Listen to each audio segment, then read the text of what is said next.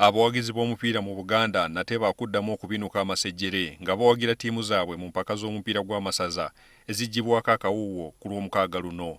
Essaza lya Busiro abalina ekikopo be bagenda okuggulawo nga battunka ne Mawokota mu kisaawe kya Muteesatu e Wankulukuku.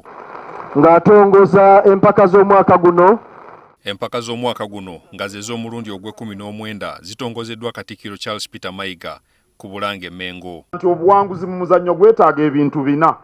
Gwetaaga ebintu bina. Ekisooka mpisa. Empisa mu bazannyi. Ekyokubiri mpisa mu baguddukanya. Ekyokusatu mpisa mu bagulamula. N'ekyokuna mpisa mu bawagizi. Omulamwa gw'omwaka guno empaka ku zinaatambulira gwa kulwanyisa akawuka akaleeta siriimu. Mwewala okwegadanga, ate okwegadanga kulimu siriimu. Ate Kabaka ye munyenye mu kulwanyisa siriimu. Era n'omulamwa gw'omwaka guno tulwanyisa siriimu. Minisita w'ebyemizannyo mu Bwakabaka bwa Buganda Henry Ssekabembe annyonnyodde ku mpaka zino. Buli ssaza ligenda kuweebwa obukadde 10.